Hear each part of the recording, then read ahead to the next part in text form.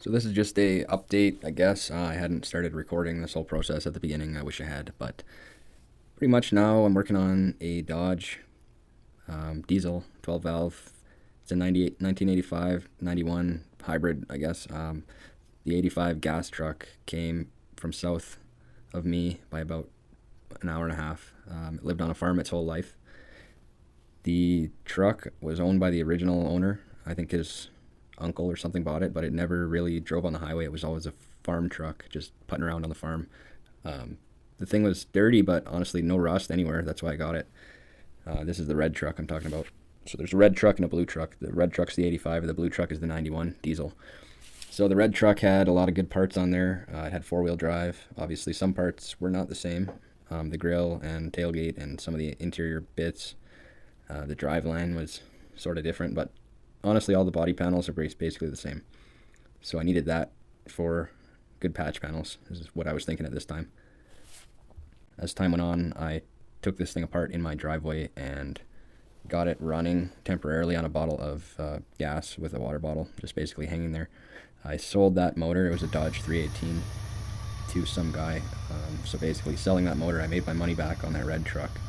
So that was good. I think I paid $2,500 for the red truck, I'm going to say, and then I got about $1,900 for the gas motor and transmission, plus some of my labor time. But hey, labor's free, right? Especially when it's your own. I got the blue diesel earlier in the year, prior to that red truck.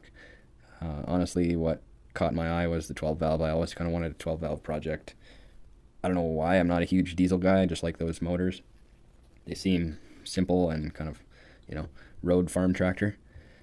That truck was kind of a basket case, honestly. It's missing a lot of parts, had a lot of rust, lots of dings and stuff on the doors. Some of the parts were parted out, like the hood and the front grille. But the motor apparently ran, and later on we did get it hot wired. We jumped the starter with the white wire there just in the shop, and we were able to get it fired. So that kind of gave me a new spark to keep pushing ahead on this project, because honestly I didn't know if the motor was going to work or not at this point. I'm kind of jumping all over the place, but trying to get you up to speed on where we're at now on this project. I did a patch panel on the bottom. It turned out pretty good. The doors were kind of sagging. I noticed one of the door hinge mounts were just completely broken off, so I had to cut into that and re-weld a little patch plate there to hold the hinge firm. The dash, honestly, I hated taking apart the interior. The dash and wiring and stuff, I hate that stuff on any build, but my dad is fairly good at that. I mean, he's done enough of these cars and trucks that he sort of knows where stuff goes and all that. So I got the red one stripped down, took it to the car wash, power washed it. It was looking pretty good at that point. So it's sitting on the 4x4 frame with the red cab. Tipped it up, undercoated the bottom, wire wheeled everything, cleaned all the rust off, 415 that, so that was awesome. Looks really good. Like, this thing was mint. Like, there's no rust through holes anywhere. The frame, we wire wheeled and 415'd kind of piece by piece as we went there. The floor, I treated with some acid and wire wheeled, got some of the surface rust and corrosion taken care of. Started putting the blue sound deadener on the floor.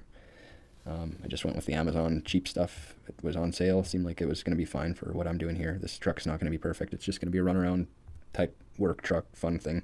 After the motor was in there, I changed the motor mounts to new ones, just eBay. The rear main seal was leaking, I suspected. Everything was coated in oil, so I ordered that rear main and followed all the steps. I didn't have the centering jig, aluminum jig thing, so I hope it's going to be okay. I don't know how precise those things have to go. I haven't done a lot of rear main seals in my life, but honestly, I hope it's good, because that was a pain to get to. It's behind the transmission, bell housing, an adapter plate, and all that stuff. So that would be a pain if I had to dig back in there for a leak. So fingers crossed on that. Changed the clutch. I found a get rag from a guy locally, a shitty one. It was $1,800 for basically a core, which is crazy, but I had no other option. Changed some synchros and a few bearings. Overfilled it with 5W30 synthetic, so new seals. So I hope that's going to last a good while, because I hate transmission work. Didn't really love the red interior that came with the red truck, so the gray interior had a lot of holes drilled. I got some epoxy plastic repair and kind of patched all the random holes, and then I found some plastic paint. I got the glove box rekeyed to fit my new key. There's a few YouTube videos where you can just either file down the pins on the tumbler or pop some pins out and make it work with your key, so that's all good. I stole some other parts from the Red Dash, sold a lot of parts as I went here. Pretty much I think I'm around break even on this thing by selling and buying parts. I was able to sell, like, there's quite a good market for used parts here locally to me in southern Alberta, so I've been able to sell a lot of the stuff people are looking for. That pretty much takes us to here. I mean, I started this whole journey in about, I'd say, summer 2024. It's now spring 2025. It's taken a lot longer than I thought, but hey, that's how these things go.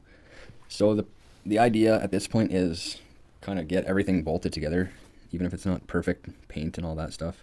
Just kind of tidied up, cleaned up. I've got the front suspension. I had to change it from the gasser leafs to, I think I went with a Skyjacker 2.5 lift or something. Because the diesel is so much heavier, those springs couldn't take the weight of that. So that was the only major kind of new part I had to buy here so far. The box I stripped off. It was okay, but honestly I want like a flat deck for work. I do some welding stuff. Kind of after this video, moving forward, everything will be documenting the build of the flat deck and sort of as I go. So now it's going to be caught up, getting you guys caught up here. Got everything drawn out on the computer for the flat deck. It's an aluminum flat deck. I'm going to keep single rear wheel axle. I think it's a Dana 60 back there.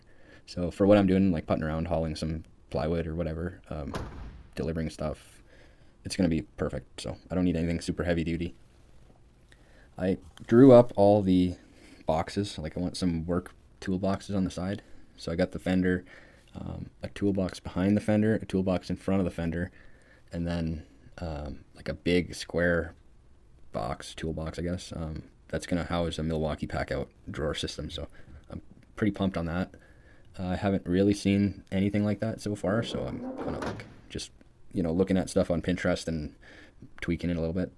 I did all the CAD work, so I got the parts laser cut and I've been bending them. I got a new press brake in the shop here, so still I'm a noob with that thing, but slowly dialing it in. Honestly, like these boxes came out 100 times better than I thought I was going to be able to get them, because I'm just doing my best and winging it here with the bending and the cutting and stuff. There's some weird angles going on and tight bends, so I didn't know really what I was getting into before I started this project here. So I'm actually really pumped on how it's turning out. I haven't really thought of what I'm doing with the flat deck part. I think the deck is going to come over top the fender and the little toolboxes, of course. The Milwaukee box will hang down quite a bit, but I'd rather keep the deck nice and flat for hauling big sheets of plywood or drywall or whatever.